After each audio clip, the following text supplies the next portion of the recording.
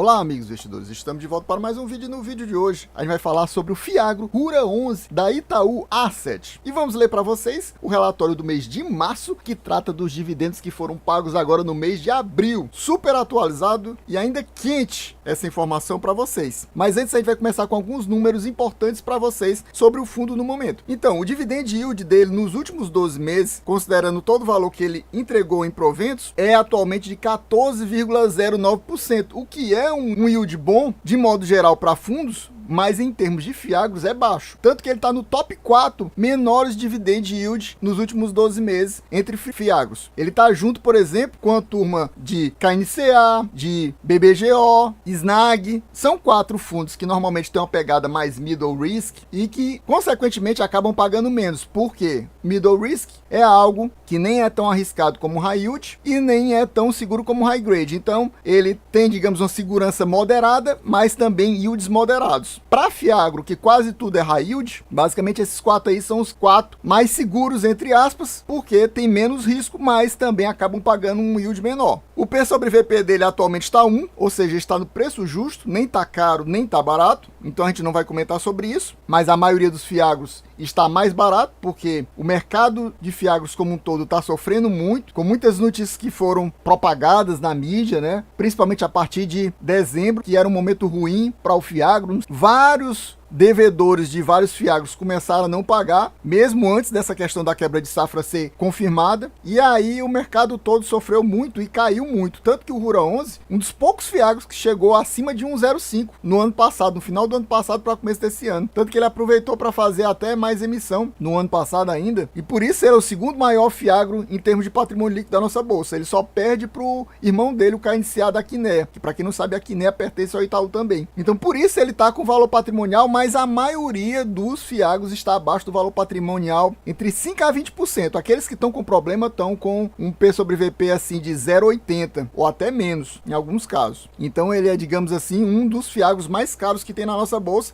apesar do yield dele ser um dos mais baixos.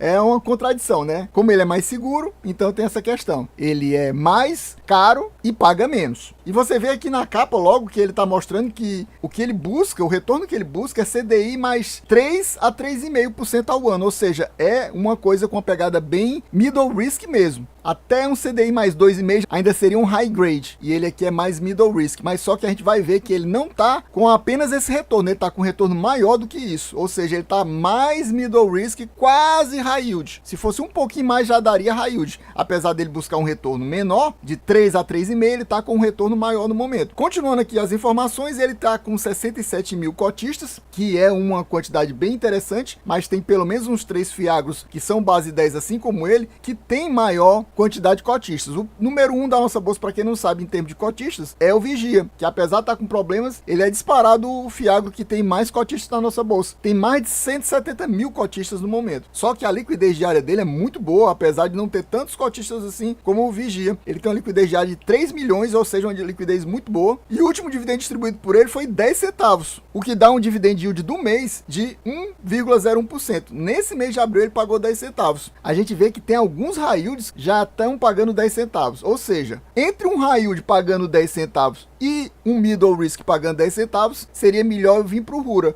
Mas aí tem gente que vai preferir ir para o high yield porque o high yield está mais barato, pelo menos 5%. Enquanto aqui não, ele está no preço justo. Aí tem essa questão, que aí quem decide é você. Lembrando que aqui a gente não faz recomendação nem de venda, nem de compra de nenhum Fiagro, fundo imobiliário, FII, infra e ação. Você que vai decidir, somente você. Eu só estou passando informação para você se basear melhor. Continuando aqui, refrescar a memória de vocês, lembrando que a taxa dele de administração é 1% ao ano, o que é uma taxa muito ok para Fiagro, que vários estão na faixa de 1,10, 1,15, tem até de 1,25, mas em compensação ele tem taxa de performance de 20% do que excede o CDI mais 1. Como eu falei para vocês, ele está excedendo esse CDI mais 1, e a gente vai ver daqui a pouco quanto é. Então, o que excede esse CDI mais 1, ele cobra taxa de performance de 20%. Então, ele está pagando pagando taxa de performance todo mês, ele não sabe exatamente quanto, porque na DRE dele não mostra quanto é o pagamento de taxa de performance, mostra só o pagamento de despesas de forma geral, ou seja, taxa de administração, taxa de performance e outras, tudo junto numa linha só da DRE, então a gente fica meio perdido. Aqui temos as distribuições dos últimos 6 meses, e a gente observa que no mês de outubro do ano passado ele ainda estava pagando 12 centavos. Esse de outubro é o pago em novembro. Lembrando, pessoal, que o Rura 11, meus amigos, é basicamente um fundo, para quem não sabe, aqui não fala no relatório, mas eu andei analisando e ele é basicamente um fundo majoritariamente cerca de 90% indexado a CDI. Então, o que afeta o CDI afeta muito os rendimentos do fundo. A receita do fundo é afetada pela queda da Selic, que promove uma queda no CDI. Então, caem as receitas, logicamente caem os rendimentos, as distribuições do fundo. Então, ela começou, para quem não sabe, a Selic ia cair em agosto, aí começou a afetar os rendimentos de setembro, ou seja, outubro já estava sendo afetado. Só que, enquanto a maioria dos fundos nessa época aqui, os mais high yield estava pagando ainda 13, 14 centavos, ele já estava pagando 12. Os high yield ainda estavam pagando essa faixa 13, 14. Foi caindo, e aí teve uma época, já no fim do ano, começo do ano, que a maioria estava pagando 12 centavos. E aqui ele pagando 10, 11, e mesmo assim mantendo o P sobre VP acima de 1 nessa época aqui. Aí ele deu um pouquinho mais de distribuição em janeiro, isso aqui paga em fevereiro, 11 centavos, deu até uma animada no pessoal, só que voltou a 10 centavos de novo. Foi 10 centavos em fevereiro, paga em março, e 10 centavos em março, que foi pago agora no mês de abril. Só que, enquanto os outros fiagros estavam pagando mais, ele estava pagando esses 10 centavos. Só que agora chegou no momento que vários fiagros mais high yield já estão pagando 10 centavos. Já estão pagando 10 centavos. E ele continua pagando 10 centavos. Ou seja, agora estabilizou, agora equilibrou. Antes ele estava pagando 10 centavos, enquanto os outros estavam pagando 12, 13. E agora ele está pagando 10 e os high yield estão pagando 10. Fica a reflexão para você. Vale a pena investir num fundo high yield, que é mais arriscado, só porque ele é mais barato, pagando o mesmo rendimento do Rura 11, que é middle risk, menos arriscado, só porque ele está um pouco mais caro? Cabe a reflexão a você. Aqui temos a DRE do fundo, é uma DRE que eu considero quase o ideal. Eu acho estranho ele não mostrar logo os rendimentos dos meses de abril, maio e junho do ano passado. Ele começa a mostrar a partir de julho. Aqui a gente vê como o rendimento dele em julho era menor. Isso aqui claramente mostra que teve uma emissão de cotas entre julho e agosto. Teve um rendimento maior em janeiro. Mas tem essa questão de ser regime de competência. E esse fundo aqui ter devedores que pagam de forma trimestral, semestral.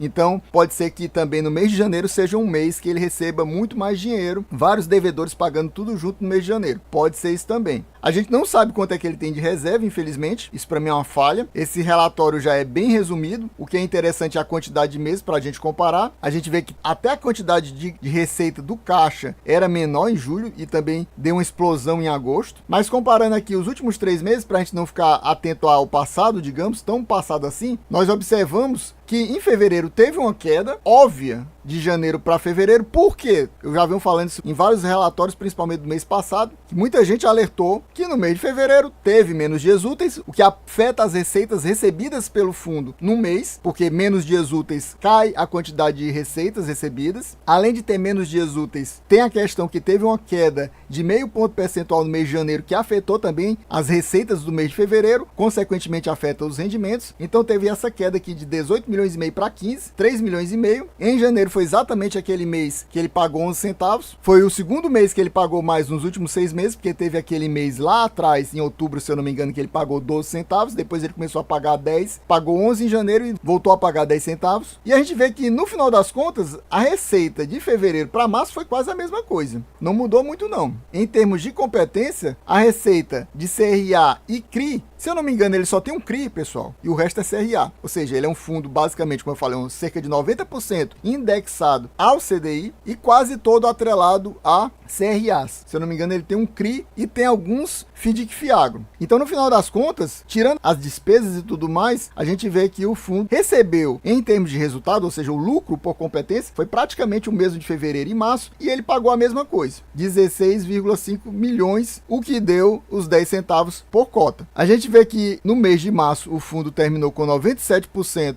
do patrimônio alocado no agronegócio, e ele atualmente está com um spread médio da carteira de CDI mais 4,1%. E a gente vê que ele é muito diversificado também, em termos de setores. O setor que tem mais exposição é açúcar e etanol, que está em alta no momento, e ele tem apenas 15%, ou seja, é cerca de 1/7 da carteira praticamente, e é a maior exposição dele. A gente vê que atualmente ele conta com 58 devedores, e 21% do patrimônio líquido está no top 5 devedores, ou seja, os 5 maiores devedores detém 21% do patrimônio líquido. Ou seja, na média, os que devem mais devem praticamente 4%, o que é muito bom, lembrando que é considerado o ideal o devedor dever equivalente a 5% do patrimônio líquido no máximo. E aqui é mais ou menos isso que está acontecendo. E ele é exposto a 18 segmentos ou culturas do agronegócio, o que também mostra como ele é bem diversificado. Chegamos aqui nos comentários do gestor e a gente vê que no mês de março foram alocadas 3 novas operações. Uma de um produtor rural, como eu falei, ele não cita o nome de jeito nenhum, de grãos e pecuarista do estado de Tocantins e Goiás. A segunda nova operação foi uma revenda de máquinas agrícolas no estado do Mato Grosso, e a terceira operação foi uma usina de açúcar e etanol de São Paulo. Então ele fala o seguinte: eles seguem acompanhando de forma próxima os devedores da carteira, que continua saudável. Isso é importante sempre citar, porque quando ele fala isso, quer dizer que não tem ninguém devendo. Teve um produtor rural na Bahia, que foi comentado no relatório passado, que teve uma postergação da parcela devida no mês de fevereiro, que ele, olha aí, planta soja, ou seja, era um dos poucos devedores do fundo que poderiam ter esse problema por causa da soja. Mas mesmo esse devedor que teve essa postergação na parcela do pagamento da dívida dele, já pagou integralmente toda a dívida dele, incluindo juros e demais encargos. Aí ele cita: a colheita de soja segue avançando, principalmente no Mato Grosso, que era considerado o estado-chave para ter problema de quebra de safra, onde se concentravam as maiores preocupações de quebra de safra. E mesmo com essa preocupação, a colheita já atingiu 96%, o que já havia sido observado em loco, ou seja,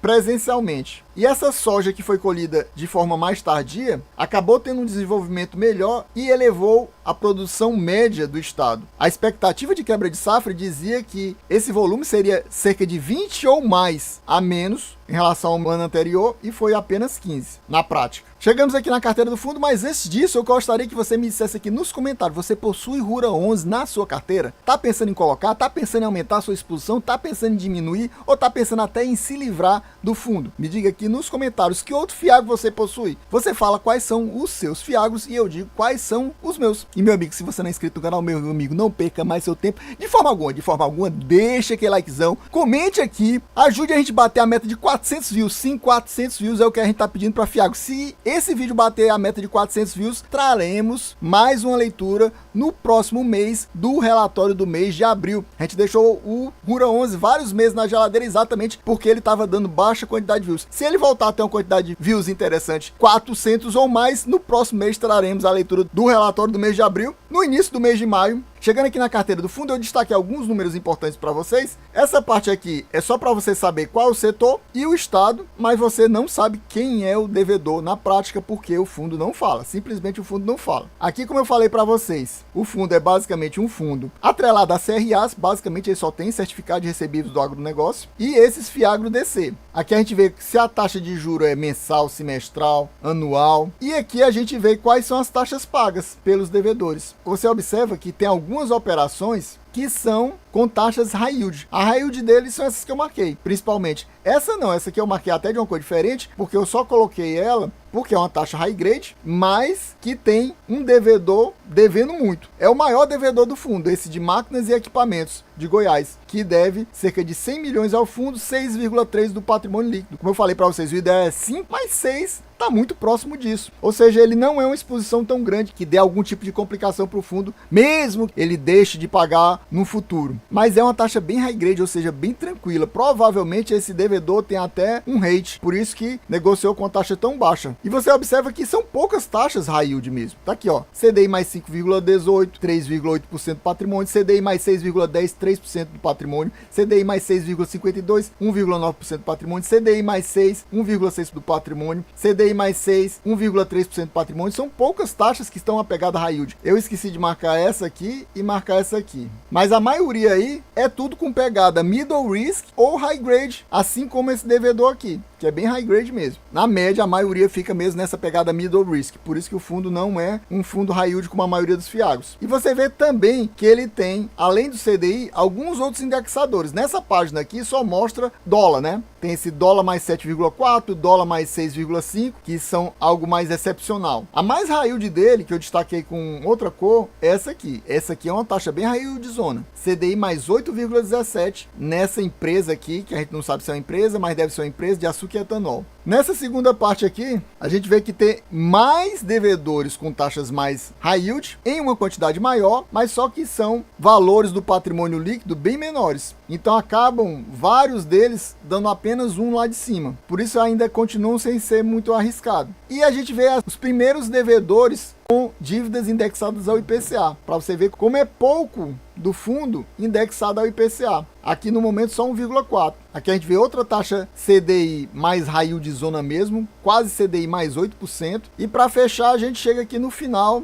nos últimos devedores, é uma lista bem grande, mais CRAs, mais um FDIC Fiagro, mais um devedor indexado ao IPCA, mais uma taxa mais high yield, o resto é middle risk. Mas até essa high yield aqui é bem baixa, só 0,4% do patrimônio. E o que ele ainda tem em caixa? Ele tem cerca de 48 milhões em caixa ainda, cerca de 3% do patrimônio. Aqui eu gosto porque ele mostra, apesar de não mostrar os devedores, que é importante, mas ele não mostra, ele mostra todos os ativos do fundo, inclusive o caixa que ele tem, que é indexado a 100% CDI, totalizando o valor total da carteira do fundo, 1.603 milhões, o que a gente acredita, da forma que está descrito aqui, que ele não tem alavancagem nenhuma, porque tem outros fiagros, você vai ver aqui que está 105%, 108%, 107%, ou seja, tem uma certa alavancagem. Aqui é como se tivesse zero alavancagem. Pessoal, então a gente vai ficando por aqui, espero que vocês tenham gostado, quem gostou já sabe, se não for inscrito, se inscreva agorinha mesmo, deixa aquele likezão, deixa aquele comentário para ajudar a gente a bater a meta de 400 views, sim, se der 400 views nesse vídeo aqui, até o início do mês que vem, a gente trará no mês de maio a leitura do relatório do mês de abril aqui do Rura 11 para vocês. É isso aí, valeu, até a próxima e fui!